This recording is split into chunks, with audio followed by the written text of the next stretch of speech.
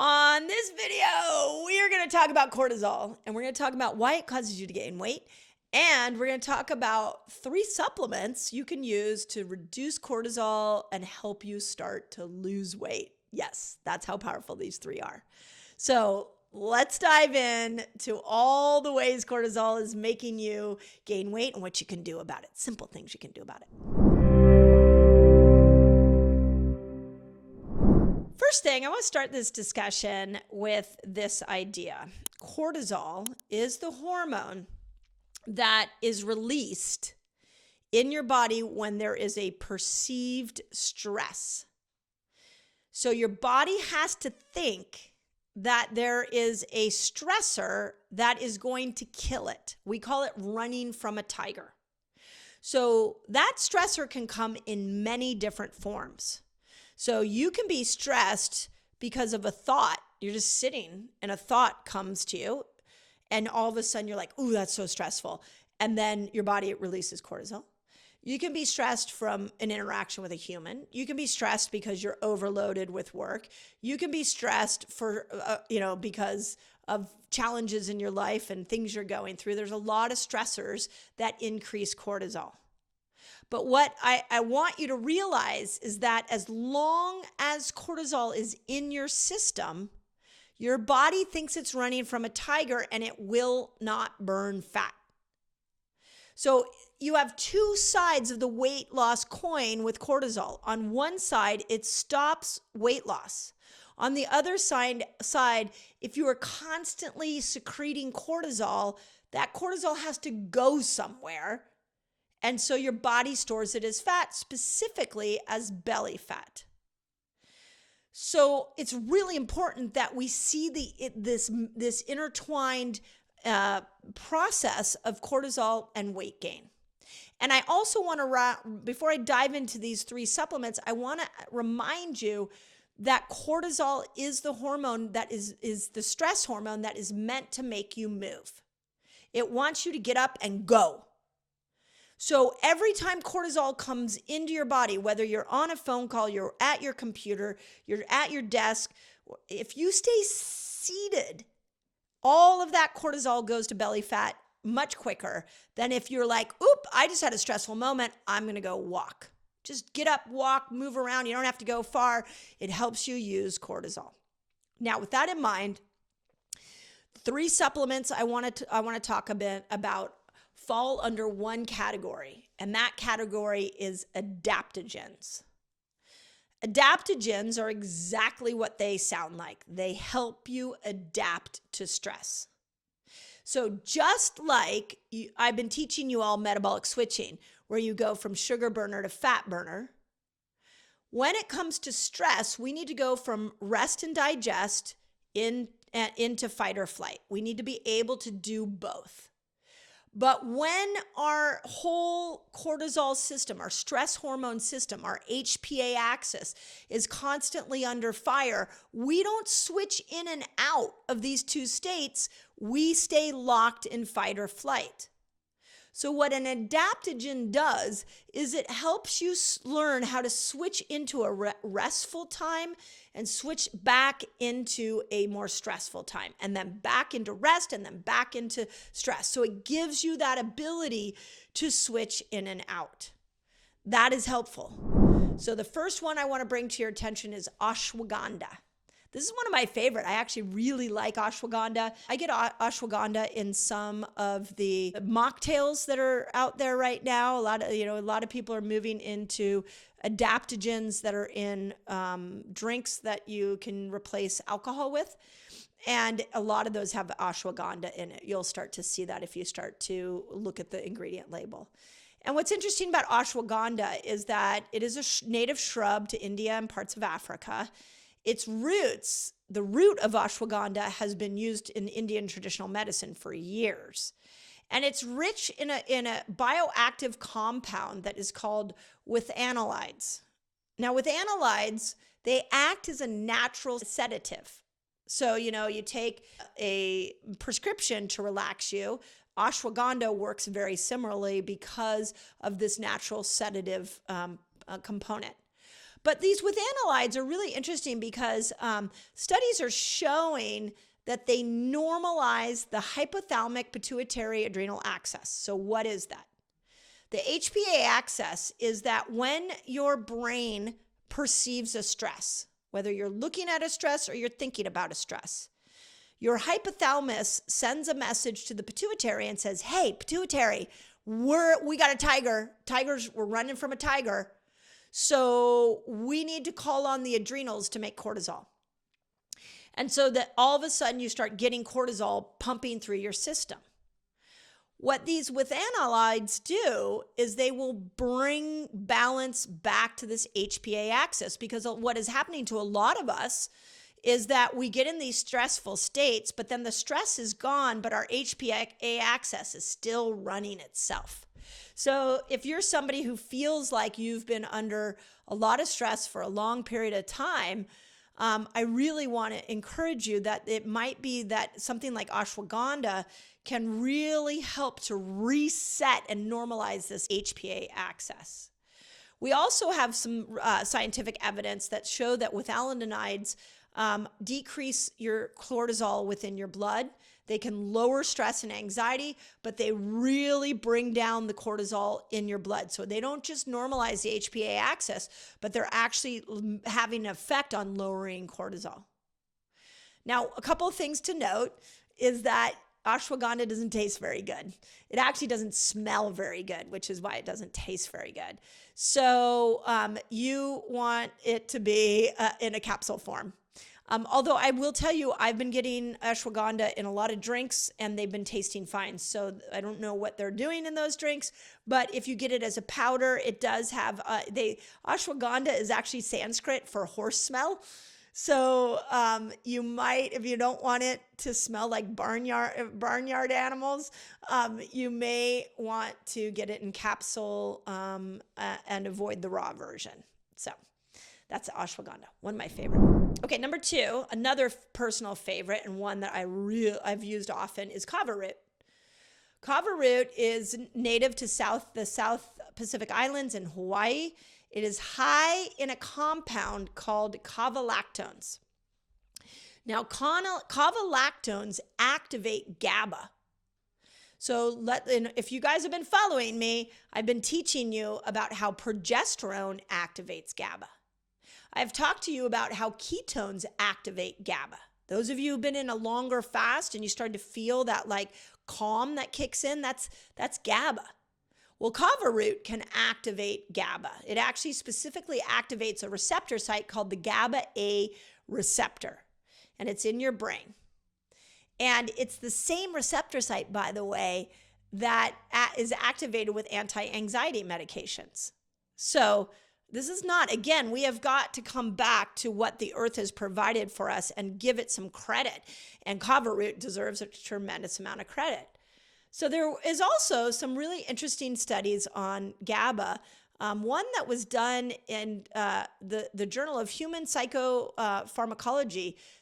Researchers gave Kava to people with insomnia and due to chronic stress. So put in the comments if you're one of those people. I know I can be one of those people that if I've had a lot of stress in my life, that my brain starts running all the problems and the solutions. So this group, what they did is they gave them Kava before bed to stop that running brain. And what they found is that the Kava decreased serum cortisol, brought cortisol down. And the person self-reported that stress levels went down. And when those two things happened, so stress went down and serum cortisol went down, the quality of their sleep went up. So we also know that Kava has been this is a new one for me that I've been really thinking about when it comes to just overall health. And that is that Kava can also increase liver detoxification. And so when you look at your liver and the functionality of your liver, what we know is that the liver burns fat. We know that the liver breaks down hormones, and it also is a massive detoxifier. It is pushing toxins out of our system. And so we need our good liver health, and kava can help that. So this is, again, really a cool thing when those of you that are trying to give up alcohol at night, what about getting a kava drink?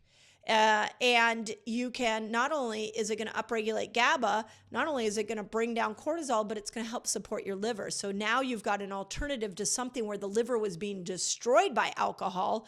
Now the liver is being supported by kava. So something to really think about. Now, I do want to give you like a special note about kava. I think it's kind of the fun part about kava, but you might not like it. So I just want to say this, is that it can make your tongue go numb. And so if that happens, don't panic, because it'll go away in a couple of minutes. And there's a lot of different places you can order kava. I know you all are going to ask me, just find some kava root online, make sure it's organic. And there's kava powder. You can just put it in water, and you'd be shocked how quickly it dissolves in water and can act like a hot tea. There's even kava bars now that have opened up where people can go and drink kava in a bar-like setting. It's really cool. It's a really cool root if you haven't tried it. Okay, number 3 for helping you with chronic stress and bringing that cortisol down so you can start to lose weight. And this one's really exciting. It's ginseng. Now, ginseng is interesting because it's an adaptogenic root. It's native to Korea, China, and North America. It is rich in something called ginsenosides. Ginsenosides are incredibly important for increasing your body's resilience to stress. Let's talk about this for a moment. Your body's, when it perceives it needs to run from the tiger, cortisol isn't just making you fat and being stored in your belly. Cortisol is not just winding up the brain, but I like to equate cortisol to like sludge. It is like slowing down blood flow. It is moving into areas and completely destroying healthy tissue, like if there was waste, like sewage, that was being poured into the system. It destroys every single cell in your body and every organ system. So with ginseng, because it's high in these ginsenosides, it can increase your body's resilience to that. So remember, I've done some videos on antioxidants, and why antioxidants are so important is because they block oxidative stress. The reason adaptogens like ginseng are so important is because they protect healthy tissue from the damages of cortisol. Now, really interesting 2010 review in Current Vascular Pharmacology found ginsenosides have multiple benefits. So let me read to you what they are. They are powerful vasodilators. So they relax your arteries and your blood vessels to improve blood flow. They bring inflammation down. They are an antioxidant, so they protect you from that oxidative stress that we've been talking about. They lower cortisol, and they can regulate your fight or flight response. So remember, a lot of us are stuck in this fight or flight response. And so we need something to help us move us back in, and something like ginseng can do that. Okay, my baby's coming to you. Eat like a girl. You want to know the foods that will support hormones? Guess what? I have them for you already. It's a free giveaway. Just click the link above and I'll send you a list of all the foods that support amazing hormonal health. There was a really interesting 2023 study in ginseng research, a journal specific to ginseng research, where they gave adults either ginseng or a placebo for 8 weeks. And they measured their cortisol and neurotransmitters levels, and here's what they found. The placebo group showed no significant changes. The ginseng group saw a significantly lower cortisol level. But they also saw that it lowered epinephrine. Epinephrine is the neurotransmitter that ignites and activates your fight or flight system. Cortisol is the hormone that like keeps you in that fight or flight. Epinephrine is the one that activates it and moves you into fight or flight. And finally, this is the best part of the ginseng story, is that they found that the group that took ginseng had a higher level of serotonin, which improves mood. Okay, this is pretty cool, because what we know is that when we're in a state of stress, not only is cortisol going up, not only are we activating epinephrine, but our moods are low. And so if we can upregulate serotonin and we're happier, it can take us quickly out of the fight or flight stress state. So ginseng, good old fashioned ginseng.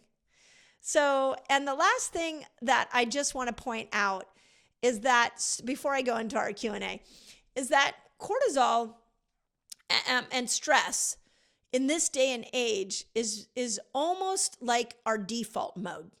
This is happening to us so quickly. We don't even realize it. It's the classic frog in the boiling water. That if a water if you haven't heard the story, that if you take a frog and you put it in boiling water, it will jump out. But if you take a frog and you put it in water and then gently heat that water up until a boiling point, it doesn't realize that it's in boiling water and it will die. We are doing the same thing with stress. We do not understand that we are in this chronic stress state that is killing us. I see it all the time in my fasting community where people they'll get stuck with a result because they're cortisol saturated. So the reason I want to do a video like this is, for some of us, it's easier to take an adaptogen. We can find ginseng. We can go get kava. We can pop into ashwagandha. These things in the past used to be considered frivolous or woo-woo or some kind of shamanic tool. No, these things have hard science to them. How are you incorporating them into your daily life to be able to balance your cortisol system so that you stop killing yourself? I mean, literally. So think about that when you're going through this video. And maybe send this video to somebody you know who's completely cortisol saturated. Okay, here's the questions that I received. So, if cortisol levels stay elevated at night, can this disrupt my sleep? And what strategies can help lower it before bed? Yeah, I can tell you that my favorite cortisol reduction strategy that is quick is walking. I often go for a night walk. It brings the cortisol down for the day. So walking is my preferred, because when you walk, that bilateral stimulation, right foot, left foot, right foot, left foot, what that does is it signals to the brain and it tells the brain, we're running away from the tiger. You don't need to worry. We've got it under control. And that signal turns down cortisol. Second thing is that there's great research showing that even looking at nature can bring cortisol down. So maybe, on your TV now, you can get beautiful pictures of nature. Maybe you put something up on YouTube and just flash up a beautiful picture of nature so that you have nature and even the sound of nature. Maybe putting some bird music on, or putting some classical music has been shown to bring cortisol down. A lot of music actually has a cortisol reduction effect on it. So you might look at that before you go to bed, as opposed to what we do, which is hop on the phone, look at social media, and do more work, watch a cortisol scary movie, thriller. Think about what you're doing before you go to bed, and you can really bring that cortisol down so you sleep better. Okay, question number 2 is, how does chronic stress weaken my immune system? And what steps can I take to maintain or boost my immune system? Okay, well, that's an interesting one, because what I want you to know is the same reason that your body can't burn fat while it's under stress, it's also not protecting your immune system. It's back to the primal tiger. You were designed like our primal friends. That design has not changed, even though we live in a modern world. And so what has happened is that you, under stress, your body thinks it's running from a tiger, and it shuts down your immune system, which is why stressed out people catch colds more.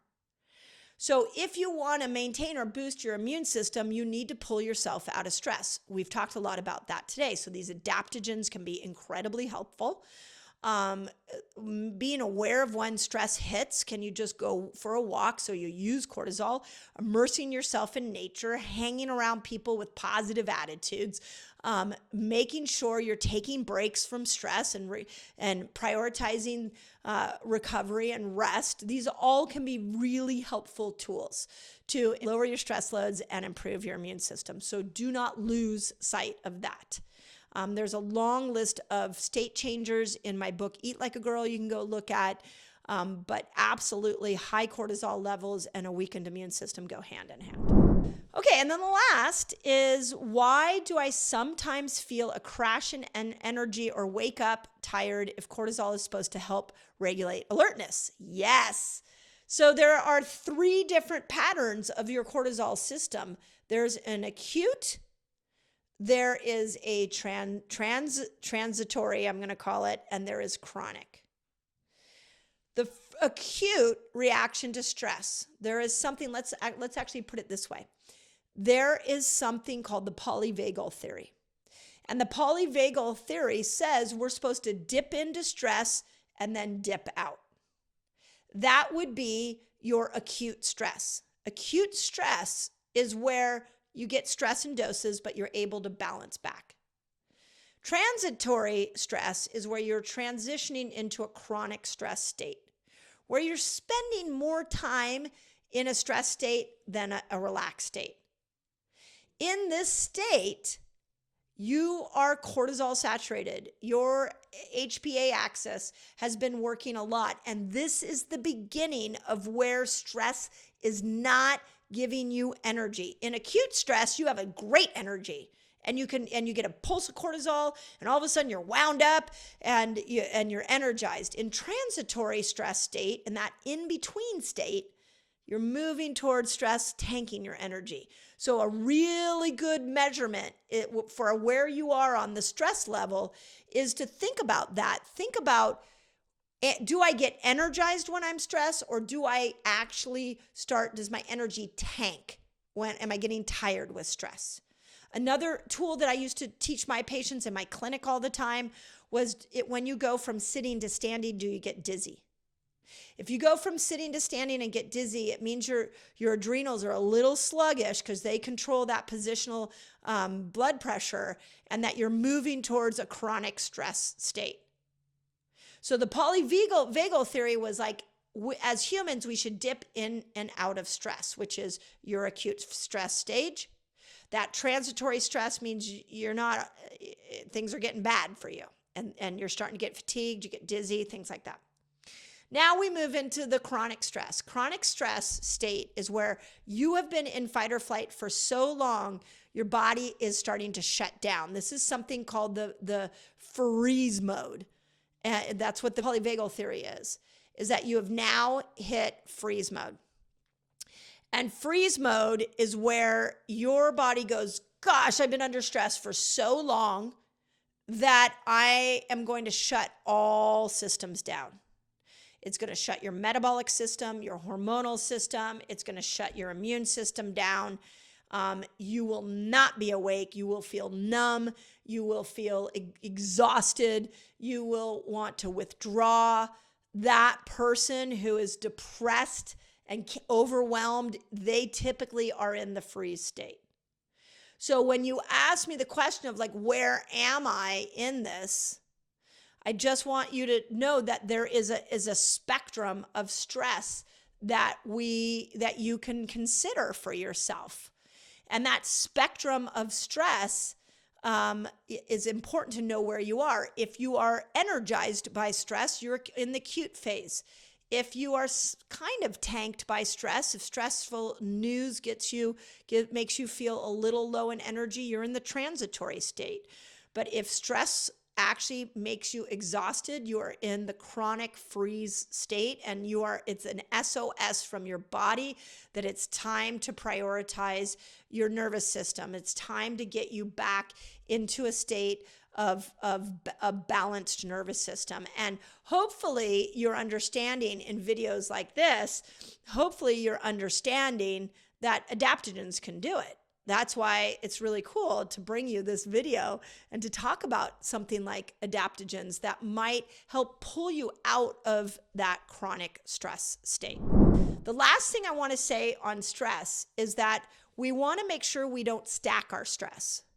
So this is why with fasting, we cycle fasting. We don't just fast all the time because it gets too much cortisol. If you're in a stress state and you're fasting all the time, that's a stacking of two stressful habits that can start to move you towards this freeze mode. This is why women don't fast when progesterone is coming in, because when cortisol is up, it tanks the hormonal system. This is why those of you that are struggling to lose weight and you've been doubling down on your weight loss efforts and it's not getting easier, this is why we don't try harder. We soften. We sometimes have to rest our body. We sometimes have to stop fasting. We have to stop working out so much. And we have to go a little more into a state of recovery and rest. So know that a lot of times, a lot of really good things all stacked together actually become bad things. So don't fall prey to exercise being an anti-stressor, because exercise done in an extreme way with extreme fasting, with extreme life stress is incredibly harmful to your body. So it's called stacking stress. And I want to make sure that you are not falling prey to it. So as always, I hope all of this helps. I am here to teach you about how miraculous your body is. I hope you're getting that. I want you to feel empowered. I do feel like we're at an evolutionary mismatch right now with the modern world, especially when it comes to talking about things like stress. But I know lifestyle is our door out. We're not going to find the magic pill. I mean, these are good starts. But in general, we need to make sure that you are building a lifestyle that has, just like metabolic switching, it has the ability to move from parasympathetic to sympathetic, to move in and out of stress and no stress. And if you're struggling with that, try some of the techniques that I gave you here. So as always, I hope this helps, and I appreciate being on your health journey with you. Have an awesome day. On the next video it's called Do This Before You Sleep to Avoid Belly Fat. And there's habits you want to do the night before, and there's habits you want to do in the morning, and all of those make a big difference. Make sure your room is cool. If our mattress is cool, if the room is cool, it activates the parasympathetic nervous system. This is a little bit like cold plunges.